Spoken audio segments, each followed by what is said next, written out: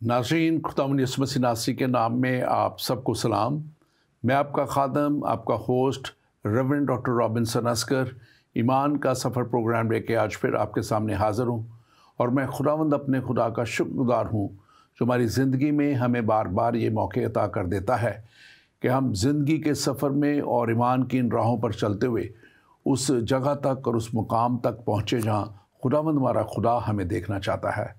और यकीनन खुदावंद हमारे खुदा ने हमारे लिए ये इंतज़ाम कर दिया और हमारे लिए उसने एक बहुत बड़ा इंतज़ाम अपने बेटे यीशु मसीह के वसीला से कर दिया कि हम उस जगह तक पहुँचें जो खुदावंद हमारे खुदा ने हमारे लिए तैयार की है। और आज हम ख़ास तौर पे खुदा का शुक्र करते हैं कि खुदा ने हमें ये ख़ास तौर पे चैनल दिया, ये प्रोग्राम ईमान का सफ़र जो हमने शुरू किया हुआ है, उसमें हम इन तमाम कलाम की सच्चाइयों को आप तक लेके आते हैं। और क्योंकि कलाम मुक़द्दस ही कहता है कि तुम सच्चाई को जानोगे और सच्चाई तुम्हें आज़ाद करेगी। यकीनन इब्लीस नहीं चाहता कि वो ये सच्चाई आप तक पहुँचे, इसलिए इब्लीस मुख्तलिफ़ तरीक़ों से रुकावटें डालता है, ज़हनों को, सोचों को, ख़्यालों को परागंदा करता है और खुदा के करीब नहीं आने देता, खुदा के पास नहीं आने देता इंसानों को। लेकिन जब खुदा का रूह हमारे साथ हो जाता है, जब उसका पाक रूह हम मांग लेते हैं, उसकी कुव्वत को मांग लेते हैं, यानी उसकी पवित्र आत्मा या उसका होली स्पिरिट, क्योंकि खुदा के कलाम के मुताबिक लिखा है और हम जानते हैं कि खुदा रूह है और ज़रूर है उसके परस्तार रूह और सच्चाई से उसकी परस्तिश करें। तो हम रूह और सच्चाई से आप तक उसके कलाम को लाते हैं ताकि हम रूह और सच्चाई के साथ उसकी इबादत कर सकें और हम किसी भी तौर पे दुनियावी नहीं बल्कि रूहानी बातों का ख्याल रखें, क्योंकि खुदा रूह है, वो रूहानी है और हमसे रूहानी पाकीज़गी भी चाहता है और हमसे रूहानी तौर पे वो हर तरह की जो है बरकतें भी हमें देना चाहता है। और हम जानते हैं कि ये दुनिया की काम और दुनिया की बरकतें तो चंद रोज़ा हैं, लेकिन हकीकत में और असल में हमारे साथ जो जाएगी वो हमेशा की ज़िंदगी है। वो हमेशा की ज़िंदगी हमें सिर्फ़ उस वक्त मिल सकती है जब हम उसके कलाम के मुताबिक, खुदा के अहकाम के मुताबिक और उस तौर पे अपनी ज़िंदगी को गुजारें जैसे उसका कलाम हमें सिखाता है। और जब हम उसके कलाम की बात करते हैं तो हम बात करते हैं कलाम में मुक़द्दस, बाइबल मुक़द्दस की, तौरेत की, ज़बूर की, सहवा अंबिया की, अनाजील की, वो सारा कलाम जो खुदा ने अपने बेटे यीशु मसीह के वसीला से मुकम्मल कर दिया।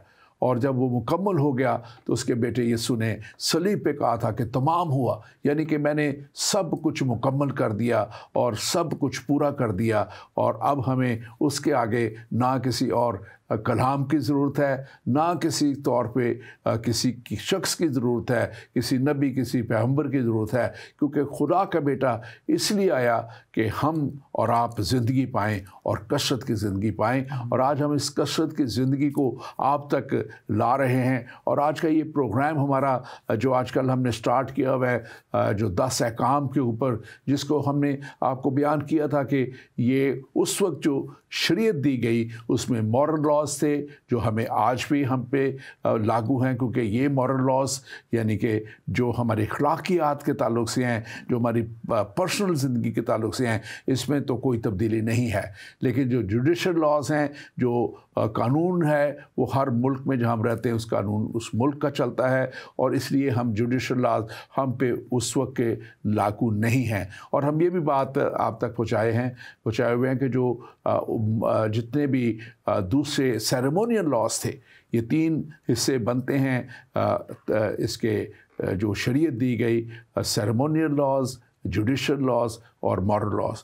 और हम पे सिर्फ मॉरल लॉज का इतलाक़ अब होता है, क्योंकि जो सेरेमनीज़ थी उस वक्त की, जो उस वक्त की ईदें थी, जो उस वक्त की इबादत के सारे तरीक़ाकार था, वो सब कुछ यीशु मसीह की कफ़ारे के बाद बदल गया। कब्र और मौत और कब्र पे फ़तह पा लेने के बाद बदल गया, क्योंकि यीशु मसीह ने जो शरीयत मांगती थी, शरीयत डिमांड करती थी कि एक बेऐब बर्रा कुर्बान किया जाए, वो बेऐब बर्रा कुर्बान हो के मेरे और आपके गुनाहों की माफ़ी बन गया। और आज जब हम बात करने को हैं तो उसी मॉरल लॉज में से हम 7वें और 8वें जो कमांडमेंट है उस पर बात करेंगे कि तू ज़ना ना करना और तू खून ना करना।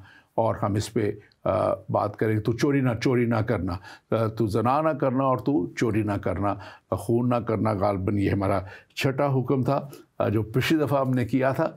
और हम आज ख़ास तौर पे जब इस टॉपिक पे बात करेंगे तो स्टूडियो में मेरे साथ मौजूद हैं pastor Sunil Akhtar. Pastor Sunil Akhtar IFGF church लाओ में पास्टर हैं, एग्जेक्टिव पास्टर हैं वहाँ पे, और इसके साथ साथ अपनी मिनिस्ट्री जोशुआ सुनील मिनिस्ट्री भी चलाते हैं।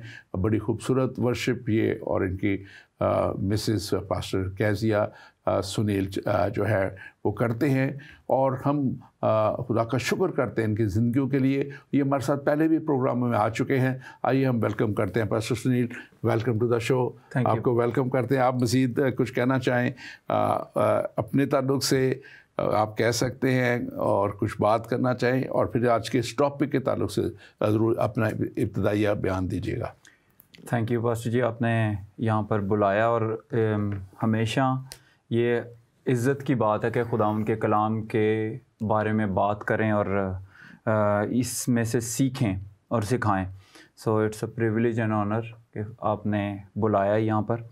और यकीनन हम जैसे आए हैं वैसे नहीं जाएंगे। जितने लोग अभी सुन भी रहे हैं, मैं चाहता हूँ कि आप बड़े ध्यान से इन चीज़ों को, जो बातें हम लोग डिस्कस करेंगे, दैट इज़ फॉर हम सब के लिए तरक्की का बायस होंगी, हम सबको बढ़ाएंगी, सिखाएंगी। क्योंकि कलाम हमेशा जहाँ कहीं पर भी जाता है बेतासीर वापस नहीं लौटता, ये हमारा ईमान है।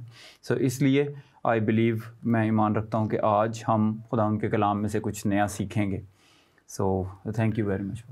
आमीन आमीन। और हमने जो ख़ास तौर पे बात पिछले दिनों में की है, हम प्रोग्राम में इसलिए थोड़ा सा इसको बताते हैं। मैंने ज़रा सा इब्तिदाइया के दौरान भी बताया कि ये बाज़ लोग कहते हैं कि शरीयत ख़त्म हो गई, लेकिन मैंने इस बात को बयान किया कि शरीयत जो है ये 3 इसके जुडिशल लॉज हैं, और फिर सेरेमोनियल लॉज हैं, मॉरल लॉज हैं जी। तो आप इसके ताल्लुक़ से भी थोड़ा सा बता दीजिए, ताकि हमारे जो नाजरीन हैं वो, क्योंकि हर प्रोग्राम में नए नाज़रीन होते हैं, वो इसको जान सकें। जी बिल्कुल पास्टर जी। खुदावंद का कलाम जो है हमेशा हमारे लिए, खुदावंद का खादिम जैसे कहता है, दाऊद नबी कहता है कि मेरे कदमों के लिए चिराग और मेरी राह के लिए रोशनी है।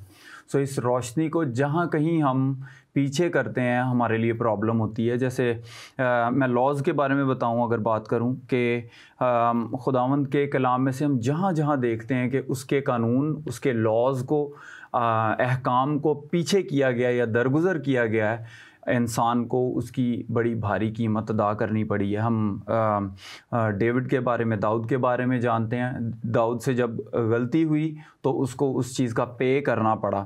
उसके बाद हम साउल को देखते हैं। खुदावंद ने साउल को कहा था कि मेरे साथ साथ चलना, लेकिन उससे भी जब नहीं हो पाया, ये खुदावंद के कवानीन को सही तरीके से नहीं लेके जा सका, तो उसको भी सज़ा उठानी पड़ी। हम एली काहिन जो था, उसको खुदावंद के कलाम में से हम पढ़ते हैं, उसके बारे में सीखते हैं कि उसको भी खुदावंद ने कहा कि अपने बच्चों को बता और सिखा ये कवानीन, लेकिन जब उससे भी चूक हुई तो उसको भी पे बैक करना पड़ा। इसी तरह बहुत सी मिसालें हैं खुदावंद का कलाम हमें सिखाता है कि जहाँ कहीं इंसान से ये लॉज जो हैं छूटे हैं, वहाँ पर उसको इस चीज़ की बड़ी भारी कीमत अदा करनी पड़ी है। याद रखें, खुदावंद का कलाम कहता है कि हथौड़ा जो है वो, खुदावंद का कलाम जो है वो हथौड़े की मानद है, और वो तोड़ता है इवन दिलों को, इवन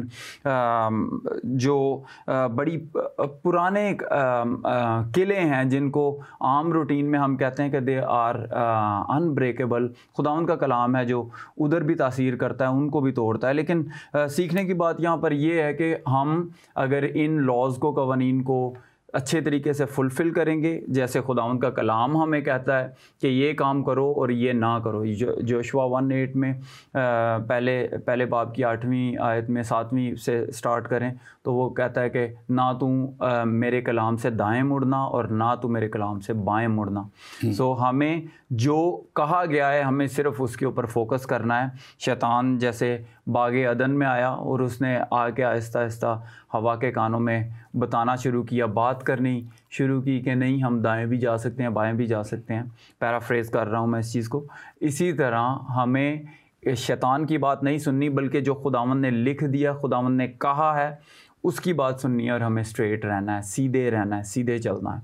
और जो कुछ लिखा है खुदावंद ने अपने कलाम में, हमें उसको करना है। और आई नो मुझे कलाम ये बताता है सबसे ज़्यादा मुस्तनद चीज़ जो है। और उसके अलावा जब हम अपने ह्यूमन एक्सपीरियंसेस को देखते हैं, तजर्बात को देखते हैं, उसमें से भी हम जानते हैं कि जो शख्स खुदावंद के कलाम के मुताबिक चला है, उसने कभी नुकसान नहीं उठाया। हाँ, thank you very much, thank you. और ये हम देखते हैं कि जो 10 अहकाम खुदा ने ख़ास तौर पे दिए थे, और ओरिजिनली जब खुदा ने ये लिखे तो वहाँ पे कलाम में लिखा है, हमने पिछले प्रोग्राम में बात की थी कि खुदा ने अपने हाथ से ये तख्तियाँ लिख के मूसा को दी। और हम ये देखते हैं कि जब ये खुदा ने ये अहकाम दिए हैं, ख़ास तौर पे ये 10 अहकाम, और फिर इसके बाद जुड़े हुए कुछ और मॉरल लॉज भी हैं, तो वो भी हम बाद में जब ये करेंगे उस पर प्रोग्राम। लेकिन ये अहकाम एक सेंस ऑफ कम्युनिटी देने के लिए, एक माशरे का एक तसव्वुर जिसमें भाईचारे में और एक अच्छे सिस्टम के तहत रह सके, तो ये खुदा ने दिए ताकि खुदा की फरमाबरदारी और ताबेदारी में रहते हुए ये किया जाए। और अब हम देखें कि इसका जो ख़ास पर्पस था वो आज भी एग्जिस्ट करता है, वो आज भी क्रिश्चियनिटी में भी इसको फॉलो किया जाता है। क्योंकि ये, जैसे मैंने शुरू में भी कहा, कि ये जितने भी मॉरल लॉज हैं, यानी कि हमारे अखलाकियात के ताल्लुक से जितनी भी बातें हैं, वो तो खुदा ने नहीं बदली। रसूमात जो हैं इबादत की, वो यीशु मसीह के आने से बदल गई, और ईदें बदल गई, और ये सारी चीज़ें जो हैं वो ख़त्म हुई, और लेकिन मॉरल लॉज नहीं ख़त्म हुए। तो ये जो मॉरल लॉज अखलाकी है, इसकी एक बहुत बड़ी अहमियत है। और मसीहत में खुदा पर ईमान लाने वाले को और मसीह को जो फॉलो करता है, यीशु मसीह ने भी बहुत सी बातें जो कही थी, और हमारे जो उसमें अनाजील में ये बातें हैं, वो सब वहाँ से उसका एक लिंक नज़र आता है। और जब यीशु मसीह को कहा गया था कि इन जो सबसे बड़ा हुक्म कौन सा है, तो यीशु मसीह ने इन्हीं अहकाम का खुलासा बयान कर दिया था। उसने कहा कि सबसे बड़ा हुक्म यह है कि तू खुदावंद अपने खुदा से मोहब्बत रख, और तू उसी की बात कर, और दूसरा उससे बड़ा हुक्म उन्होंने कहा कि यह है कि तू एक दूसरे से मोहब्बत रखो। और ये सारे इन 10 अहकाम का जो नटशल है, कहने के उसकी जो समरी यीशु मसीह ने बयान करके दे दी।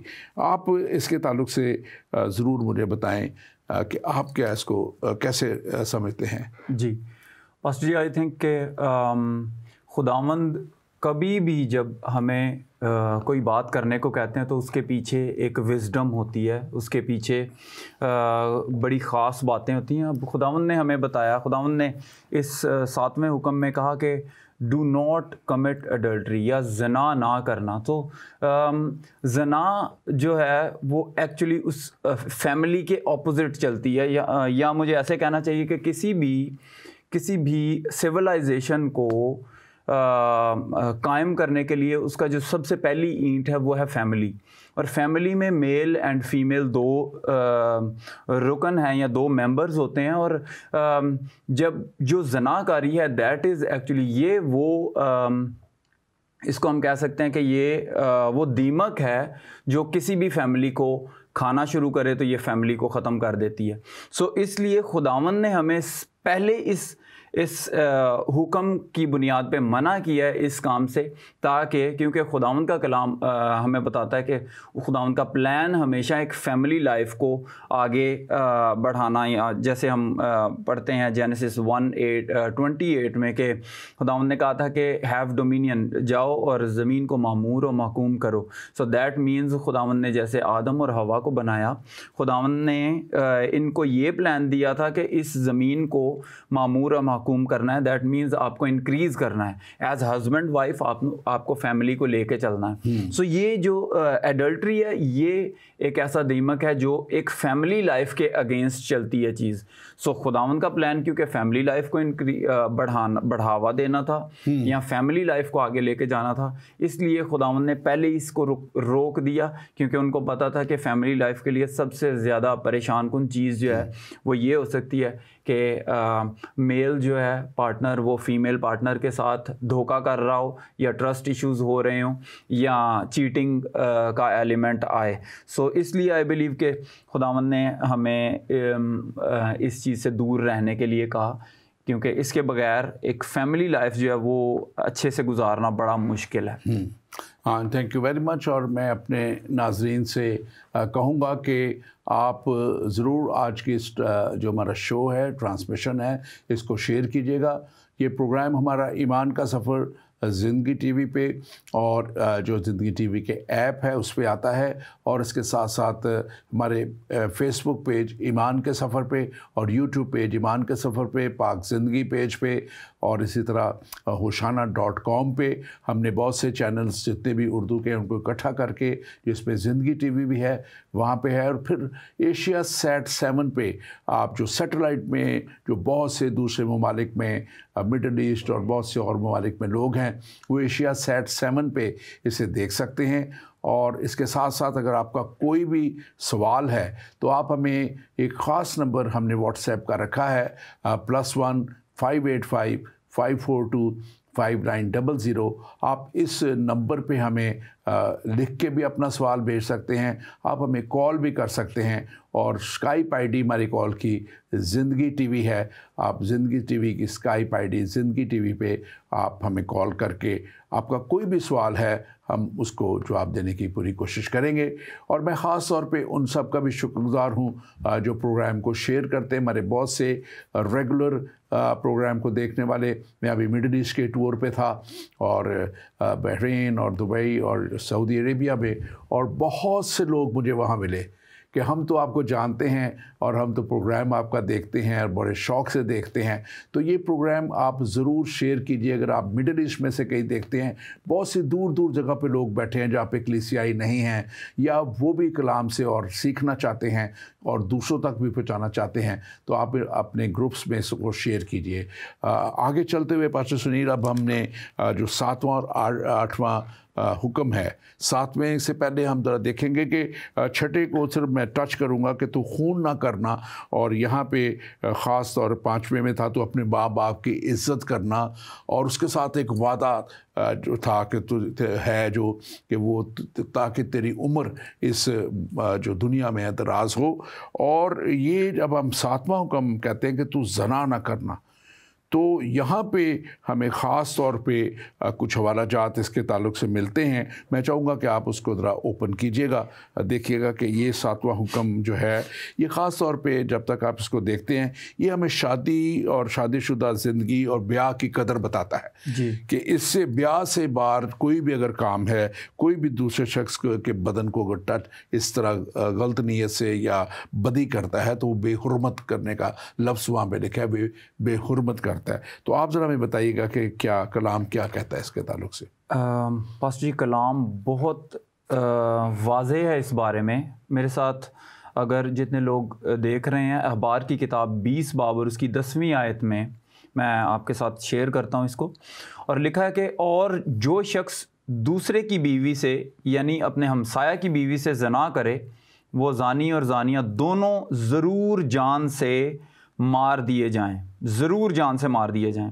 इस्तिश्ना की किताब 22 बाब और उसकी 22वीं आयत में है, अगर कोई मर्द किसी शोहर वाली औरत से ज़ना करते पकड़ा जाए तो वो दोनों मार डाले जाएं, यानी वो मर्द भी जिसने उस औरत से सोबत की और वो औरत भी। सो खुदावंद का कलाम इस बारे में बहुत ज़्यादा वाज़ेह है कि अगर ये चीज़ें हो रही हैं तो हमें इसके कॉन्सिक्वेंसेस या इसके बाद हमें उसके रिज़ल्ट्स को भी भुगतना पड़ेगा। मेरे साथ जितने लोग सुन रहे हैं, निकालें प्रोवर्ब्स अमसाल की किताब 6 बाब और उसकी 32वीं आयत से। खुदावंद का कलाम हमें बता रहा है कि जो किसी औरत से ज़िना करता है वो बेअकल है, वो बेवकूफ़ है, उसको पता नहीं है कि वो क्या कर रहा है। सो इसलिए अगर आपको लगता है कि if you are full of wisdom, then आप इस चीज़ के बारे में सोच भी नहीं सकते, क्योंकि खुदावंद का कलाम कह रहा है वो बेअकल है जो इस तरह की बात करता है या इवन सो। आगे हम देखते हैं मत्ती की इंजील 5 बाब में खुदावंद यीशु मसीह ने भी इस सिचुएशन को डील किया। खुदावंद यीशु मसीह ने भी बताया, उन्होंने कहा कि पहले तो तुम सुन चुके थे कि अगर कोई ऐसा करता है तो वो सज़ा के लायक है, लेकिन अब खुदावंद यीशु मसीह ने इन दीवारों को और ज़्यादा ऊंचा किया।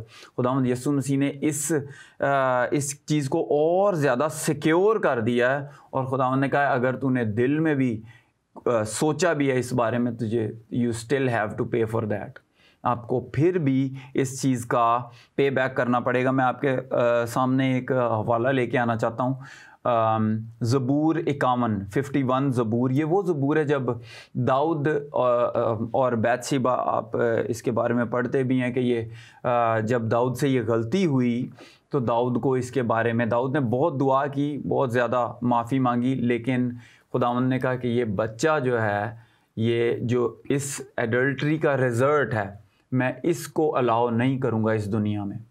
सो जब हम याद रखें, जब हम ये स्टेप उठा रहे हैं, आपको इस चीज़ का पे बैक करना पड़ेगा। हाँ, खुदावंद का फजल है, खुदावंद माफ़ करने वाले हैं, लेकिन जो कलाम पढ़ते हैं उनको ये पता होना चाहिए कि खुदावंद ने ये भी लिखा हुआ है कि वो ज़रूर जान से मारे जाएं। सो इसलिए वासु जी, ये खुदावंद का कलाम इस बारे में बहुत ज़्यादा वाज़ेह है, और ये बिल्कुल आपने सही बात कही है, क्योंकि ये बड़ा क्लियरली जो इसको गैर कानूनी कहा गया है, बाइबल बड़े गैर कानूनी कहती है, जो कानून दुनिया का नहीं है, खुदा का कानून। इसको ये भी याद रखना है कि दुनिया के कानून तो बदलते रहते हैं, चेंज हो सकते हैं, लेकिन खुदा का कानून जो है वो ला तब्दील कानून है। ये मॉरल लॉज जो ख़ास तौर पे अखलाकियात के ताल्लुक से दे दिए, और गैर फितरी जितना भी जिनसी ताल्लुक है वो बहुत ज़्यादा बाइबल मुक़द्दस खुदा का कलाम मना करता है। अब गैर फितरी में बहुत सी और चीज़ें आ जाती हैं आजकल। इसको ख़ास तौर पे जो गैर कानूनी, अब तो शादी ब्याह का अब तस्वर ही यूरोप और बहुत सी कंट्रीज़ में जो है हमारे इसमें ख़त्म हो चुका है तकरीबन। बहुत हमारे जो हमारे कह लें कि जो खुदा के साथ चलने वाले लोग हैं वो तो इसको बहुत जो है सच्चाई के साथ मानते हैं और करते हैं, लेकिन जो मेजॉरिटी जो है, जब मैं बात करता हूँ तो फिर मैं बात करता हूँ कि 53% of middle Europe and UK atheist हो चुका है, तैरिया, वो खुदा को मानता ही नहीं। जब वो खुदा को ही कहता है कोई नहीं है, तो फिर इनको और इनकी तो उनके आगे कोई वक़्त है ही नहीं जी। फिर बहुत से जो और लोग हैं जो कहते भी हैं खुदा है, उन्होंने इंस्टीट्यूशन ऑफ मैरिज को बिल्कुल एक तरह का रद्द कर दिया हुआ है, और वो अभी चले जाते हैं पार्टनरशिप में। वो कहते हैं कि जब तक दिल करे एक दूसरे के साथ रहो, कोई कवनेंट नहीं, कोई अहद नहीं, कोई मतलब कि कमिटमेंट नहीं, बस जब तक एक दूसरे के साथ रहते हैं पार्टनर वो लिखते हैं। और अब ये मैं हैरान होता हूँ कि कितनी जल्दी इसमें तब्दीली आई है कि जितने फॉर्म बनते हैं, कहीं भी रजिस्टर करना हो, कुछ करना हो, तो जितने भी रजिस्ट्रेशन फॉर्म्स है उसमें लिखा होता है कि आप पार्टनर हैं या सिविल उसमें मैरिज में हैं या आप मैरिड हैं। ये सारी चीज़ें रिलेशनशिप, हाँ जी, रिलेशनशिप इन रिलेशनशिप है। तो ये सारी चीज़ें जो हैं ये टोटली खुदा के कलाम के ख़िलाफ़ हैं, खुदा के कलाम की नफ़ी करती हैं। और इसमें ख़ास तौर पे हमें ये देखना है कि इसके अलावा जो जिनसी ताल्लुकात हैं, जो इसको आप कहेंगे ना कि वो जो आजकल LGBT के ज़ुमरे में आते हैं, और मैं इसमें ख़ास तौर पे कहना चाहता हूँ कि बड़ा स्ट्रॉन्गली बाइबल इसको रिजेक्ट करती है, बड़ा स्ट्रॉन्गली। मैं जब फर्स्ट टाइम 1997 में इस मुल्क में प्रीचिंग के लिए आया था और आ रहा था, और उस वक्त खुदा ने जैसे ही हमारा जहाज़ लंदन पे पहुंचा और पायलट ने अनाउंस किया कि 25 मिनट बाद आप लैंड करेंगे, we are over at London और क्यू में हैं, तो खुदा ने एकदम मुझसे बात की कि एक बाइबल निकालें और पढ़ें। और मैंने पहले थोड़ा सा हंसा कि अब तो लैंडिंग होने लगी है। फिर दोबारा आवाज़ आई मुझे पाक रूह की कि बाइबल निकालें और पढ़ें। और मैंने उसी वक्त, मैं खुदा की ज़रूरी में बात करता हूँ, मैंने कहा कि okay Lord give me the word straight away, मुझे स्ट्रेट अवे वो और मैंने ऐसे बाइबल ऊपर निकाली सामान में से और उसको खोला और रैंडम खोला। तो ये है, अगर आप पढ़ दीजिए रोमियो के नाम पौलुस रसूल का जो ख़त है 24 बाब और पहला बाब और 24 से 28 आयत तक। जी हाँ जी। इस वास्ते खुदा ने उनके दिलों की ख्वाहिशों के मुताबिक उन्हें नापाकी में छोड़ दिया कि उनके बदन आपस में बेहुरमत किए जाएं, इसलिए कि उन्होंने खुदा की सच्चाई को बदल कर झूठ बना डाला और मखलूक़ात की ज़्यादा परस्तिश और इबादत की बनिस्बत उस खालिक के जो अब तक माबूद है। आमीन। इसी सबब से खुदा ने उनको गंदी शहवतों में छोड़ दिया, यहाँ तक कि उनकी औरतों ने अपने तबई काम को खिलाफ तबा काम से बदल डाला। इसी तरह मर्द भी औरतों से तबई काम छोड़कर आपस की शहवत में मस्त हो गए, यानी मर्दों ने मर्दों के साथ रूसियाही के काम करके अपने आप को अपनी गुमराही के लायक बदला पाया, और इसी तरह उन्होंने खुदा को पहचानना नापसंद किया। इसी तरह खुदा ने भी उनको नापसंदीदा अक्ल के हवाले कर दिया कि नालायक हरकतें करें। आमीन आमीन आमीन। इसको थोड़ा सा देख लेते हैं, फिर हमारे पास एक सवाल भी है, फिर उस पर जाएंगे हम जी। और यहाँ पे अब मैं देखते हैं कि इस पर क्लियरली अब देखिए लिखा हुआ है कि जब इंसान जो है खुदा अपने पैगाम को भेजता है, अपने कलाम को भेजता है, अपने नबियों को भेजता है, अपने पैगंबरों को भेज रहा है, और फिर सबसे बढ़ के उसने आखिर में अपने बेटे यीशु मसीह को भेजा। और जब दुनिया रिजेक्ट कर देती है, दुनिया नहीं मानती है, दुनिया अपनी रंगरनियों में मसरूफ़ है और गलत कामों में, और जैसे मर्द के साथ, ये जैसे आपने हवाला पढ़ा है, और औरत के साथ, और अपने लिखा ना कि अपने तबई काम को छोड़ के खिलाफ तबाह कामों में, यानी कि जो ओरिजिनली जैसे खुदा ने इस डिज़ाइन किया था इस सेक्स के लिए, जिसको इंसान के लिए था कि वो उसको एक बॉन्डेज में रहते हुए एंजॉय करे, तो उसमें यहाँ लिखा है कि इस वास्ते खुदा ने उनके दिलों की ख्वाहिशों के मुताबिक उन्हें नापाकी में छोड़ दिया। यानी कि जब वो दिलों की ख्वाहिशों के ऊपर इंसान चलना शुरू कर देता है और दिलों की ख्वाहिशों को हावी हो जाती है इनके ऊपर, और वो नहीं सुनता खुदा की, वो तो आगे लफ्ज़ है कि ताकि उनके बदन आपस में बेहुरमत किए जाएं। यानी कि बेहुरमत है, एक दूसरे को ये कर रहे होता है इंसान बदों को, जब हम गुनाह की इस हालत में आगे बढ़ते चले जाते हैं, और ये गैर फितरी और गैर कानूनी जिनसी मिलाप जो है बदन को बेहुरमत करता है। और 25वीं आयत में लिखा है कि इसलिए कि उन्होंने खुदा की सच्चाई को बदलकर झूठ बना डाला और मखलूक़ात की ज़्यादा प्रस्तिश और इबादत की बनिस्बत उस खालिक के जो अब तक माबूद है। यानी कि उन्होंने खुदा की सच्चाई को बदल दिया। खुदा ने बनाया था मर्द और औरत को, और ताकि वो एक दूसरे के साथ ब्याह में हों, एक रिश्ते में चलें, और वो रिश्ता बाइंडिंग हो, उसके बाहर वो दोनों निकल के कोई गैर फितरी अमल या कोई जो है जिनसी ताल्लुक़ नहीं रख सकते। लेकिन क्या किया कि अब हमने पढ़ा आगे कि औरतों ने औरतों के साथ और मर्दों ने मर्दों के साथ, और फिर बहुत से तो आगे जाके इससे भी बढ़ चुके हुए हैं कि वो जानवरों के साथ, और बहुत सी और इस तरह की चीज़ें हैं। और इसलिए लिखा है कि यहाँ पे कि खुदा और उन्होंने लिखा है कि परस्तिश मखलूक़ात की ज़्यादा परस्तिश की। तो मखलूक़ात को जो है ह्यूमन राइट्स और ये राइट्स और वो राइट, मैं ह्यूमन राइट्स के ख़िलाफ़ नहीं हूँ, लेकिन वो राइट्स जो खुदा का कलाम कहता है उसके तो कोई नहीं है। लेकिन जो यहाँ पे लोग इसको बना के बैठे हुए हैं, और जिसमें ख़ास तौर पे अब कुत्तों और बिल्लियों के राइट्स हैं और सब कुछ है कि उनको अगर कोई मारे हुए, मैं 97 में जब आया था तो मुझे बताया गया कि मेरे भाई के घर में पेट था, तो वो कहते हैं कि किसी ने ऐसे ज़रा उसको 12 बच्चे ने, एकदम मेरी भाभी ने उसको कहा कि ख़बरदार, तुम्हें पता है कि पड़ोसी बता देंगे भी पुलिस आ जाएगी। यहाँ तक मतलब के कानून हैं, और जो एक लिहाज से अच्छे हैं, लेकिन खुदा के घर का कोई कानून नहीं। मैं जब साउथ ईस्ट लंदन में प्रीचिंग के लिए हम गए सेंट एलिज़ाबेथ चर्च, और वहाँ पे पास्टर ने हमें बुलाया, तो उसने बताया कि ये शाम को दीवार उसकी चर्च की 4 दीवारी छोटी थी, बड़ा सा ग्राउंड उसके साथ था।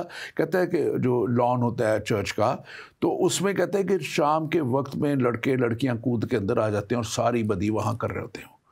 और कहता है एक दिन मैं ड्राइव करके अपने ड्राइववे में जैसे लाइटें पड़ी हैं रात को, तो सामने जो चर्च का पोर्च है, चर्च के पोर्च के अंदर लगे हुए हैं। तो वहाँ उनका जब कहता है, जब मैं कंप्लेंट करता हूँ, सबसे जो गलत बात है कि ये इनके राइट्स हैं, कुत्ते बिल्लियों के राइट्स बना दिए, खुदा के घर का कोई राइट नहीं। कहते जब मैं कंप्लेंट करता हूँ तो पुलिस कोई एक्शन नहीं लेती, पुलिस कुछ भी नहीं करती, लेकिन अगर एक बिल्ली को और कुत्ते को आप टच करते तो घर पहुँच जाते हैं और आपको चार्ज कर देते हैं वो। तो ये जो बातें हैं कलाम मुक़द्दस में बड़ी ही, आप इसके ऊपर तबसरा करें तो मैं चाहूँगा कि आप ज़रूर इस पर बात कीजिए।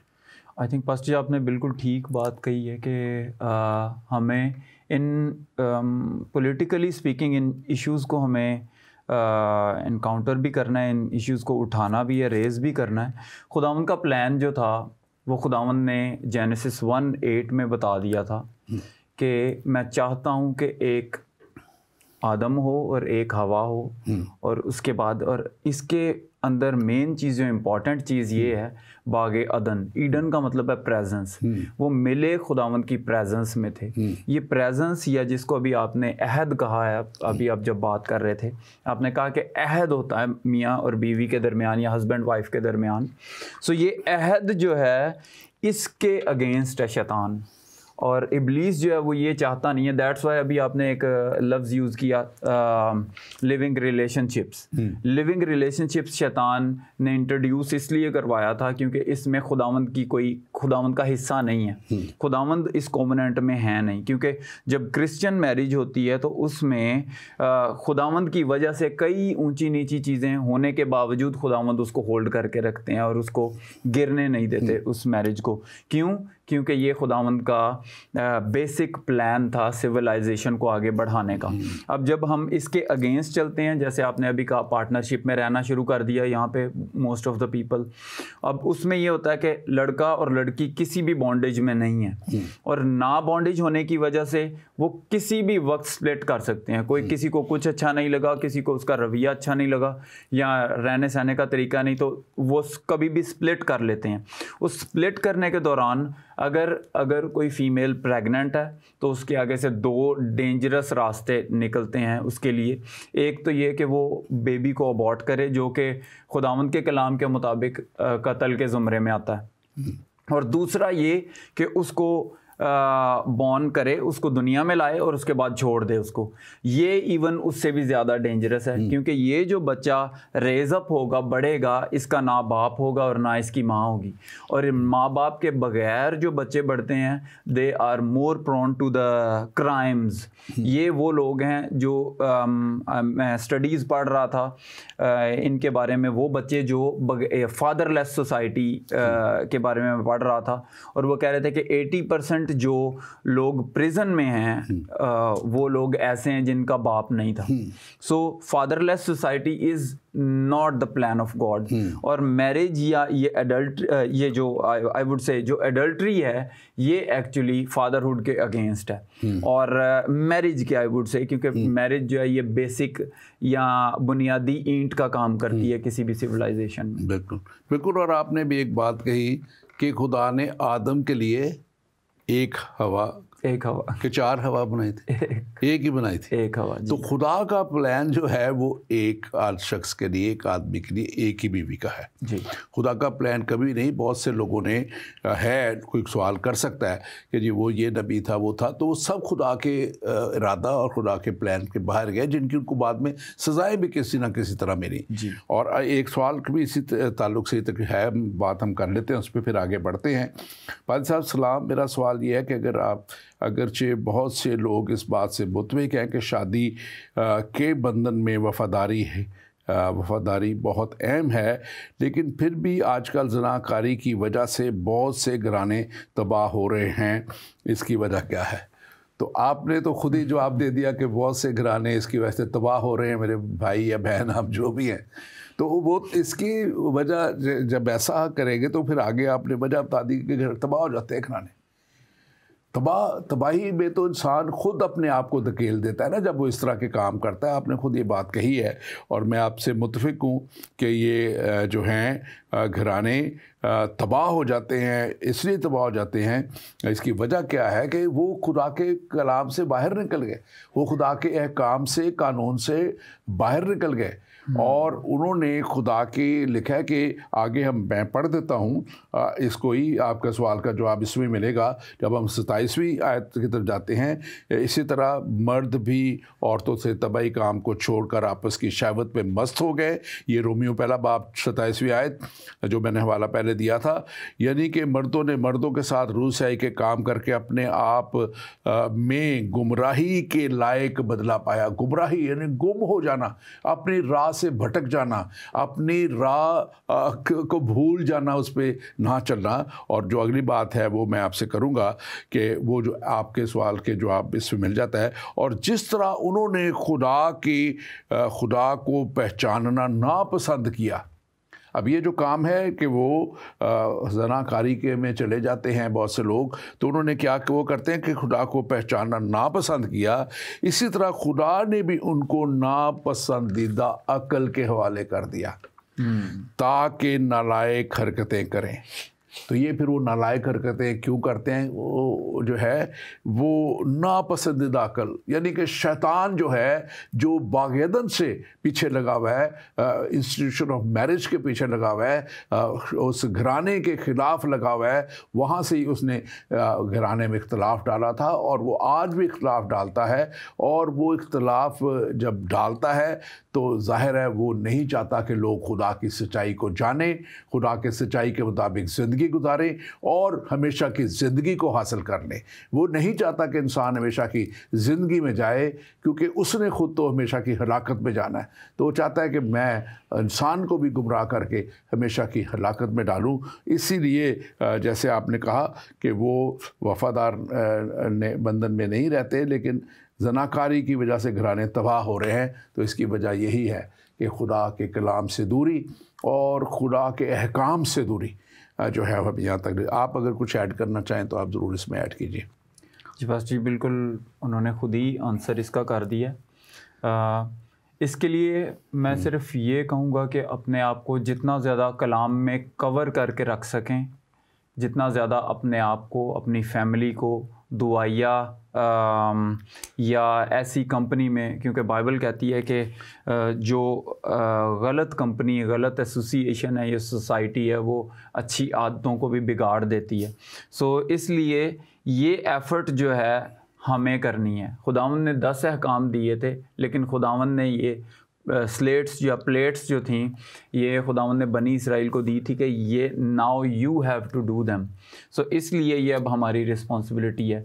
हमें अपने आप को भी सेफ़ रखना है, पाक रखना है, साफ़ रखना है, और उसके बाद अपनी फैमिली की भी ज़िम्मेदारी एज़ आ मर्द। अगर आप if you are a male, अगर आप मुझे नहीं पता आप मेल हैं या फीमेल, कौन है? इन्होंने सवाल लिखा नहीं, अपना नाम नहीं लिखा। सो अगर तो आप मेल हैं, देन आपके ऊपर ज़्यादा रिस्पॉन्सिबिलिटी है अपनी फैमिली की, कि आपने अपनी फैमिली को कैसे सेफ़ एंड साउंड रखना है इन सारी चीज़ों से, अपने आप को, अपनी वाइफ को, अपने बच्चों को। हाँ जी, हमारे पास एक और सवाल है। अस्सलाम वालेकुम, मेरा नाम मोहम्मद हुसैन है और मैं आपको बताना चाहता हूँ कि ज़नाकारी से बचने के लिए इस्लाम ने 4 शादियाँ जायज़ दी हैं ताकि हम ज़नाकारी से बच जाएं। और मैं आज आपको दावत इस्लाम देना चाहता हूँ कि आप इस्लाम का कलमा पढ़ लें और 4 शादियाँ कर लें ताकि आप भी ज़नाकारी से बच सकें। इसके अलावा और कोई हल नहीं मेरे भाई मोहम्मद हुसैन, इसके अलावा हल है, और वो हल ये है कि खुदा के साथ आप चलें तो आपको शादियों की ज़रूरत नहीं पड़ेगी। आपको खुदा का कलाम ही अपनी शादमानी से भरेगा, अपनी खुशी से भरेगा, और खुदा का कलाम ही है जो आपके जज्बात को भी काबू में रखने के लिए आपको वो क़ुव्वत देगा, आपको वो ताकत देगा। और मेरी 11 साल पहले मेरी वाइफ की डेथ हो गई है, और मैंने उसके बाद मैं शुक्रगुज़ार हूँ, मेरे जितने मुसलमान दोस्त हैं वो सारे पहला सवाल ये करते हैं कि आपने शादी क्यों नहीं कर लेते, शादी क्यों नहीं। और मैं आपको बताऊं कि जितने मेरे क्रिश्चियन हमारे दोस्त यार कभी आज तक मुझे नहीं कहते क्योंकि हमें पता है कि हमें एक के साथ ही वफादारी सिखाई गई हुई है।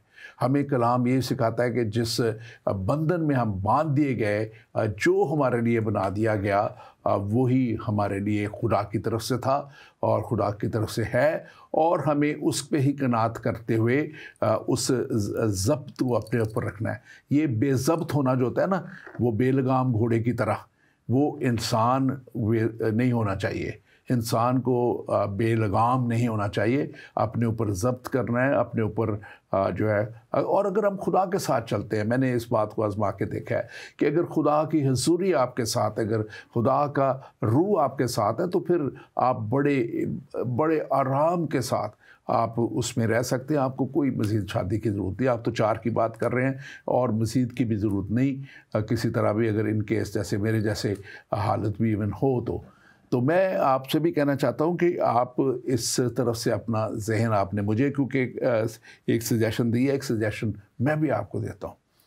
पहले तो मुझे आप ये बताएं कि आपने दोबारा भेजे मुझे लिख के कि कितनी शादियां की हैं, और फिर मुझे ये बताएं कि क्या आप उनके साथ अभी जो है मुतमईन हैं।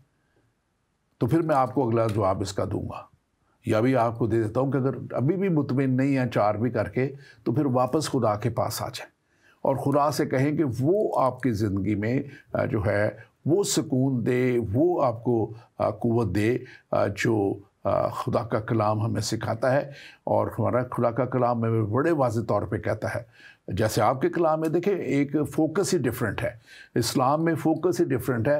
हमारा फ़ोकस स्पिरिचुअल है, बाइबल का फ़ोकस स्पिरिचुअल है, अंजील का फ़ोकस स्पिरिचुअल है, यानी कि रूहानियत पे है, जबकि इस्लाम में दुनियावी बातों के ऊपर है। और बात की जा रही है, वो तो आगे भी जाके अब 70 और 72 हूरों की बात करते हैं और फिर रौनों की भी बात करते हैं, जबकि खुदा की हुजूरी पाकीज़गी की जगह है।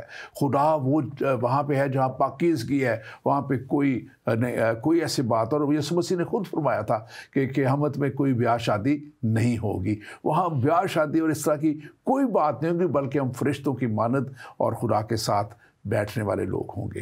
पास्टर सुनील, अगर आप कुछ ऐड इसमें करना चाहें तो ज़रूर कीजिए। मैं ज़रूर ऐड करना चाहता हूँ। मैं बल्कि इनके लिए भी खुदा उनका शुक्रगुज़ार हूँ, आप जो भी हैं, कि आप इंटरेस्ट रखते हैं खुदा उनके कलाम में, जो ज़िंदा कलाम है उसको पढ़ने में, क्यों इसीलिए आप इधर हैं, अदरवाइज़ आप कोई प्रोग्राम देख सकते थे।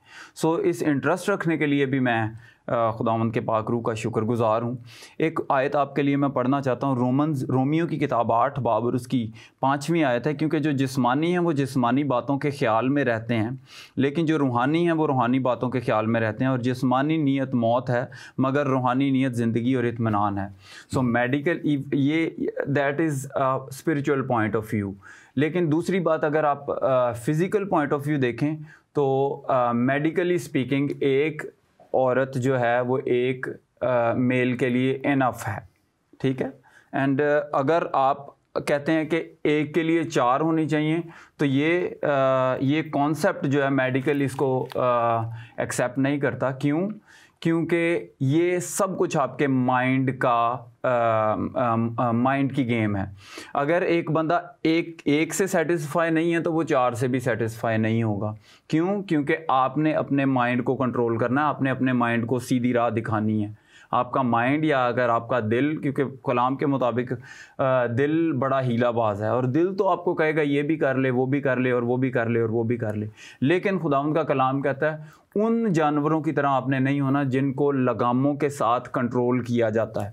आपको एक विल पावर दी है, आपको खुदावंद ने अकल दी है, दानाई दी है। उस अकल के मुताबिक ये देखें, याद रखें, जो शादी है, शादी का मेन मकसद जो था वो बेबीज़ को बॉर्न करना था, या आबादी को क्रिएट करना था, सिविलाइजेशन को बनाना था, ठीक है। और वो एक बंदे और एक औरत के साथ मुमकिन है। दैट्स वाई खुदावंद ने ये तो कहा है कि आदम और हवा, ये नहीं कहा कि उनका एक ही बच्चा होना चाहिए। उनको आगे कंट्रोल नहीं दिया कि आपको एक बेबी करके आपने बंद कर देना, नहीं, उनको अलाउ किया है कि आप 1 2 3 4 कितने भी बच्चे कर सकते हैं। लेकिन यहाँ पर खुदावंद ने कहा कि शादी आपने एक ही के साथ करनी है। सो खुदा आपको बरकत दे। थैंक यू वेरी मच आपके सुनने का, आपके इधर आने का भी। God bless you. Thank you pastor Sunil, आपने बड़ी अच्छी वजाहत इसकी मज़ीद की है। हमारे पास हमारी बेटी अर्शिया ख़ान हैं, वो हमारे इस लाइव फेसबुक पे ईमान का सफ़र पे हमें ज्वाइन करती हैं और शेयर भी करती हैं प्रोग्राम को। मैं फिर आपसे ज़रूर सबसे कहूँगा कि इस प्रोग्राम को शेयर कीजिए, जिस जगह आप देख रहे हैं इसको ज़रूर शेयर कीजिए। और वो लिख रही हैं कि जो लोग खुदा के कानून को यानी कि इन कमांडमेंट्स को नहीं पूरा करते, वो फिर जो है जनरेशन कर्सेस यानी कि क्या कहते हैं उर्दू में इसका, नस्ल दर नस्ल, ये जो आ जाते हैं, लानतों के अंडर आ जाते हैं, नस्ली लानतों के, नस्ल दर नस्ल लानतें जो हैं उनको वो कर्सेस यानी लानतों को वो दरवाज़े को खोल देते हैं। और ये आपने बिल्कुल ठीक कहा, क्योंकि जब एक शख्स कोई भी जो है वो कोई गलत काम की तरफ चल पड़ता है या गलत, मैंने इसके ऊपर बहुत खूबसूरत बुक है डॉक्टर मैरनिकी की, ब्रेकिंग द जनरेशन कर्सेस, और बहुत साल पहले हमने इसको प्रिंट करा के बांटा भी था। और उसमें उन्होंने बहुत से वाक़यात बताए कि एक शख्स जो था वो उसने शादी की और उसको बीवी को नहीं पता था वो क्या करता है, और वो कहता था मैं काम करता हूँ, और उसने बहुत अरसे तक जो है वो शादी उनकी रही, एक बेटा भी हो गया। और फिर उसको पता लगा कि एकदम एक अचानक एक दफ़ा पता लगा कि वो पकड़ा गया चोरी में। और फिर जब वो पीछे गई उसके और पता किया कि वो उसने बहुत सी और चोरियां कबूल की हैं, कि वो बहुत सालों से एक प्रोफेशनल चोर था। और वो जो औरत है इतनी दिल बर्दाश्ता हुई कि वो अपने बच्चे को लेके, उसको जेल हो गई थी उस बंदे को, तो वो चली गई किसी दूर स्टेट में, और उसने टोटल अपने जो है खावंद से राब्ता कट कर लिया। और 20 साल बाद बेटा भी चोरी के इल्ज़ाम में जो था वो जेल में था, और बाप भी चोरी के इल्ज़ाम में फिर से उस वक्त जेल में था। तो ये वो नस्ली जो लानतें हैं फिर नस्ल में ट्रांसफ़र होती हैं, और हमें आज इनको ब्रेक करना है। और ब्रेक करने के लिए हमें यीशु मसीह के पाक और पवित्र और कुदरत वाले लहू के अलावा कोई और नहीं है। जब हम यीशु की जो कामिल और काफ़ी कुर्बानी को जब हम कबूल करके उसके पीछे चलते हैं, तो फिर हम इन ख़ानदानी लानतों को जो हैं हम ब्रेक कर देते हैं। आप इसमें ऐड कीजिएगा अगर कुछ करना चाहें तो। जी पास्टर जी, डेफिनेटली इन्होंने बिल्कुल ठीक बात कही है कि ये जनरेशनल कर्सेस में भी आपको लेके जाती है। एंड मैं इवन बहुत से लोगों को जानता हूँ जो 4 शादियों के बाद भी ज़नाकारी में इन्वॉल्व्ड हैं। ऐसे लोग जो जिन्होंने अपनी जिसको हम कह सकते हैं उनकी एक लिमिट थी, उनको दी गई कि आपने 4 शादियां करनी है अपने मज़हब में, but still they are not satisfied. क्यों? क्योंकि they are under generational curses. क्यों? क्योंकि उनके माँ बाप, उनके पेरेंट्स थे, आगे उनसे पहले उनके पेरेंट्स थे। क्योंकि जब हम इन चीज़ों को अपनी फैमिली में या अपनी ज़िंदगी में लेके आ रहे होते हैं, तो याद रखें हमारी ज़िंदगी, हमारी लाइफ जो है वो रूहानी है, स्पिरिचुअल है, और हमें इस धरती पे एक एम के साथ भेजा गया है, हमें फ़ाइट करने के लिए भेजा गया है इन चीज़ों के साथ। अगर हम जनरेशनल कर्सेस या लेट्स से अगर आप चोरी की, जैसे पास्टर जी आपने अभी मिसाल दी है कि चोरी की स्पिरिट है, देयर आर स्पिरिट्स जो कि आपको उकसाती हैं इन कामों के लिए। सो अगर आप चोरी की स्पिरिट को बढ़ावा देते हैं तो वो आपके घर में, आपके बॉडी में आके रहना शुरू कर देती है, स्पिरिचुअली स्पीकिंग, कंट्रोल करना शुरू कर देती है, एंड देन डिमोनाइज करती है। और उसके बाद मैंने ऐसे पास्टर जी ऐसे चोरों को भी देखा जो आप घर में कहीं पे भी कोई चीज़ छुपा देंगे, they will exactly go there, और क्योंकि स्पिरिट्स उनको बताती हैं और वो जाके वहाँ से चीज़ निकाल के चोरी करेंगे। सो ये क्यों है? क्योंकि वो स्पिरिट्स उनसे करवाती हैं। इसलिए जो पास्टर जी ने भी ख़ास बात बताई है, अगर हम जितने लोग बाद में भी सुनेंगे, अगर कोई इन प्रॉब्लम्स में भी है, शायद वो ज़नाकारी में है या शायद वो चोरी के इस प्रॉब्लम में है, उसको अब बस नहीं चलता लेकिन वो कर देता है उल्टे इस तरह के काम। लेकिन हम पास्टर जी एंड पे ज़रूर मैं चाहूँगा कि पास्टर जी आप शायद 1 मिनट की दुआ करें। और आई नो कि आपके बंधन टूटेंगे और खुदावंद आपको आज़ाद करें। हमारे पास एक और सवाल है, पास्टर नवीद हैं, नवीद शहजाद, पिछले दिनों हमारे पास यहाँ आए भी हुए थे। आपका शुक्रिया अदा करते हैं, आप प्रोग्राम को देखते हैं, मैं लास्ट टाइम भी मैं देख रहा था, आप फॉलो करते हैं। और यहाँ पे आप उनका सवाल है कि हरामकारी, ज़नाकारी और शहवत परस्ती में क्या फ़र्क है। यकीनन आप चाहते हैं कि एजुकेट किया जाए, बताया जाए। और हरामकारी और ज़नाकारी जो है इसमें और शहवत परस्ती में एक बड़ा क्लोज लिंक चलता है। और जो आप ज़रा पास्टर श्रीनगर इसको थोड़ा सा बताइएगा, क्योंकि इनका मज़ीद सवाल भी है। मैं चाहता हूँ हमारे टाइम थोड़ा है, इसको हम देखें, आप कैसे इसको डिफ्रेंशिएट करते हैं हरामकारी, ज़नाकारी और शहवत परस्ती को। देखें, एडल्ट्री या ज़नाकारी जो है ये सेक्स आउट ऑफ मैरिज है। हाँ। जब आप किसी भी शादीशुदा कपल को देखते हैं और अगर कहते हैं कि ये कोई एक इनमें से एक चीट कर रहा है तो ये एडल्ट्री के ज़ुमरे में आता है। लेकिन अगर आप किसी शादीशुदा ना हो, अगर कोई सिंगल हो और वो इस तरह की काम कर रहे होते हैं तो उनको हम कहते हैं दे आर द फॉर्निकेटर्स।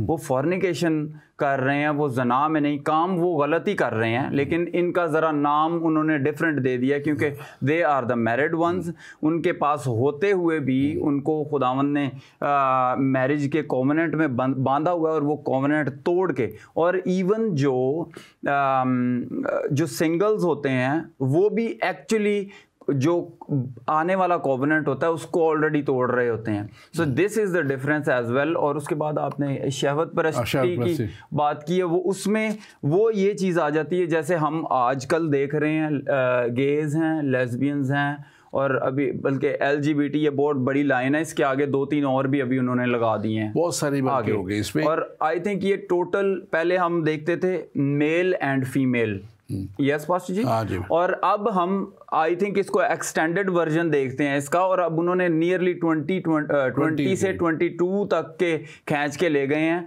वो लोग जो मेल हैं और औरतों की तरफ कम रागिब हैं, कुछ हैं जो मर्द हैं और मर्दों की तरफ ज़्यादा रागिब हैं, पता नहीं कितनी चीज़ें। इसमें ख़ास तौर पे शहवत परस्ती में ये भी होता है कि कोई दूसरा शामिल नहीं है, लेकिन आप खुद ही ऐसी आदत में पड़ जाते हैं कि अकेले आप वो ऐसी हरकत करते हैं जिसको नाम है, मैं लेना नहीं चाहता टीवी पे उसके करने के लिए, कि वो खुद ऐसी शहवत परस्ती की आदत में वो सेल्फ अपने साथ ही खुद करते हैं और ख़ुद अपने साथ इन सारे मामलात में वो जो है शामिल होके वो अपनी जिनसी जो ख्वाहिशात को पूरा करते हैं, तस्कीन को पूरा करते हैं। और इसके लिए, और यहाँ पे मैं चलूँगा, हमारे पास एक और इसके बाद इस सवाल है, लेकिन पास्टर नवीद ने किया कि मैंने एक सर्वे किया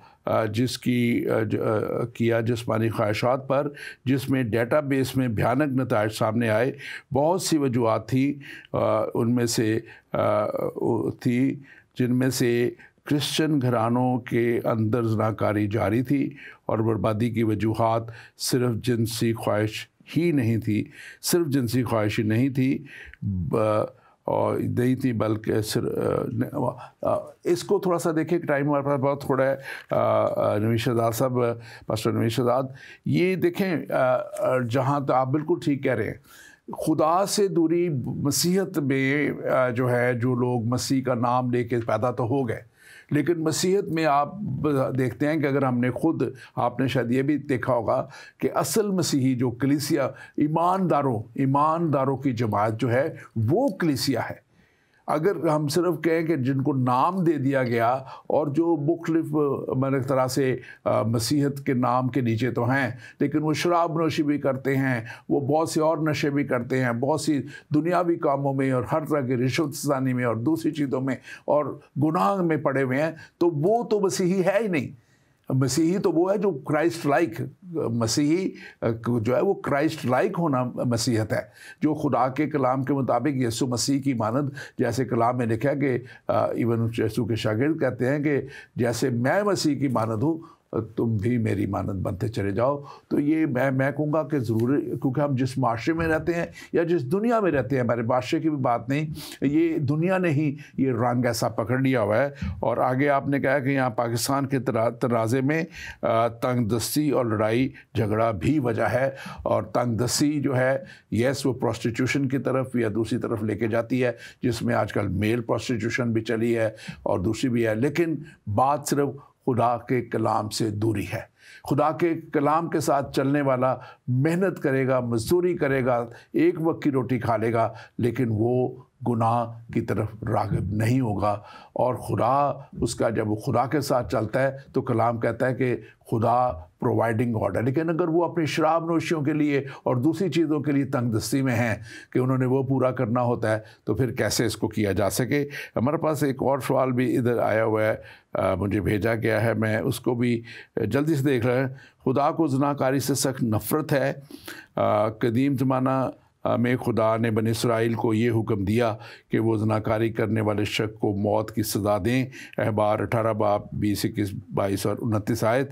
खुदा ने इतनी सख्त सज़ा क्यों मुकर्रर की? पास्टर सुनील, आपने इसका हवाला भी एक लिखा हुआ था, आप जल्दी से इसका जवाब दें। लेविटिकस 20 अहबार 20 और उसकी 10 और उसके बाद जो है इस्तिजना 22। सख्ती याद रखें, कभी भी किसी चीज़ के कॉन्सिक्वेंस जो हैं वो उसकी सख्ती के बारे में बताते हैं। अब आप ये देखें कि खुदावंद ने एक प्लान किया था मेल और फीमेल के लिए शादी करने के लिए, और खुदावंद का ये, हम इस धरती पे खुदावंद के लिए आए हैं। जैसे अभी हमने रोमन्स में से गालिबन 4 बाब था, उसमें से हमने ये पढ़ा था कि उन्होंने जो मखलूक की परस्तिश करना ज़्यादा अच्छा समझा, बजाय इसके कि वो खालिक जिसने हमें बनाया उसकी बात सुनते। सो हमें खुदावंद ने इस काम के लिए इधर नहीं भेजा। खुदावंद का इधर भेजने का प्लान कुछ और था। लेकिन अगर आप अपने असल रास्ते को छोड़ के दूसरे रास्तों पे जाएंगे तो उसके डेफिनेटली कॉन्सिक्वेंसेस होंगे। यहाँ खुदा ने आपको आगाह कर दिया है, इसलिए किया है कि वो आपसे प्यार करता है, इसलिए किया है कि वो आपको बताना चाहता है कि I care about you, I care for you. अगर वो ना बताता तो ये कॉन्सिक्वेंसेस फिर भी आपको भुगतने पड़ने थे। क्यों? क्योंकि ये जो ईंट रखी गई है, फैमिली की ईंट, इसमें अगर आप एडल्ट्री को इंट्रोड्यूस करते हैं, ये मेल साइड से या फीमेल साइड से, ये दोनों तरफ से आके दीमक का काम करेगी और शादी को या उस कोवेनेंट को खा जाएगी। सो इसलिए जो एडल्ट्री है, इसमें सबसे ज़्यादा प्रॉब्लम जो होती है वो ट्रस्ट इश्यूज़ की होती है। ट्रस्ट आपका जो है वो फिनिश हो जाता है, एतमाद जो है वो ख़त्म हो जाता है अपने पार्टनर के ऊपर। सो और बहुत से और भी रीजंस हो सकते हैं। एंड द लास्ट वन मैं सिर्फ शेयर करना चाहूँगा कि जो मैरिजेस हैं वो लवलेस मैरिजेस हैं, they are the most prone to that thing. Thank you very much pastor Sunil. हम इसको कंटिन्यू करेंगे क्योंकि अभी तो हम जो 7वां हुक्म है उसी को ऊपर ही चल रहे हैं और अभी बहुत से सवालात और भी हैं। और यहाँ पे हमारी एक बहन अनीता है, बेटी हैं, वो लिख रहे हैं, हमें बार बार उनके मैसेजेस आ रहे हैं दुआ के लिए। हम आपके लिए दुआ भी करेंगे। आपके खावंद ने अगर आप पे एडल्ट्री का या कुछ इस तरह के इल्ज़ाम लगाए हैं, हम दुआ करेंगे कि खुदावंद उनकी आंखों को खोले ताकि आप इस सारे वक्त में आप उस रास्ते पे जो खुदा का रास्ता है, आप खुदा के दर पे खटखटाते रहें। खुदावंद आपका जो है ना वो मुकदमा खुद लड़ेगा। हम अगले प्रोग्राम में हम इसी को कंटिन्यू करेंगे और फिर 8वें हुक्म पे भी हम जाएंगे। और मैं आपको एक बात कहना चाहता हूँ, कलाम मुक़द्दस में लिखा है, वाइस की किताब 12वां बाब और उसकी 13वीं-14वीं आयत में हासिल कलाम ये है, खुदा से डर और उसके हुक्मों को मान के इंसान का फ़र्ज़ कुल्ली यही है, क्योंकि खुदा हर एक फ़ेल का और हर एक पोशीदा चीज़ का ख्वाह भली हो ख्वाह बुरी हो अदालत में लाएगा। This is the word of God. खुदावंद ने अपने बंदा हज़रत सुलेमान बादशाह के वसीला से ये जो है अल्फाज हमें दे दिए। वो ख़ुद बेरारोवी पे चला गया था, उसने ख़ुद बहुत सी शादियाँ की और उसने ख़ुद बहुत सी औरतों के साथ जो है ताल्लुकात रखे, हरबों के साथ और शादियों के साथ। लेकिन वो कहता है कि आखिर में तौबा तक वो आ गया था। वो कहता है कि हासिल कलाम ये है कि हम जो कुछ भी करें हम समझते हैं कि शायद ये पोशीदा है, लेकिन खुदा की नज़र से कुछ भी नहीं बच सकता और खुदा आप बड़ी अदालत में ज़रूर लाएगा। खुदावंद आपको ये बड़ी तौफीक बख्शे कि खुदावंद आप उसके कलाम के मुताबिक चलने वाले हों, कलाम की सच्चाइयों को आप जानने वाले हों। यीशु मसीह इसीलिए इस दुनिया में आए और इसीलिए यीशु मसीह ने अपना आप कुर्बान किया कि दुनिया हलाकत से बच जाए, दुनिया गुनाह से बच जाए। और यीशु मसीह का सलीब पे कुर्बान होना और मौत और कब्र पे फ़तह होना हमारी फ़तहमंदी, इंसान की फ़तहमंदी और दुनिया के ऊपर गालिबाना, ख्वाहिशों पे गालिबाने के लिए था। और आज भी वो हमारी मदद करता है। खुदावंद की मदद और उसकी रहनुमाई आप सबके साथ हो। आमीन।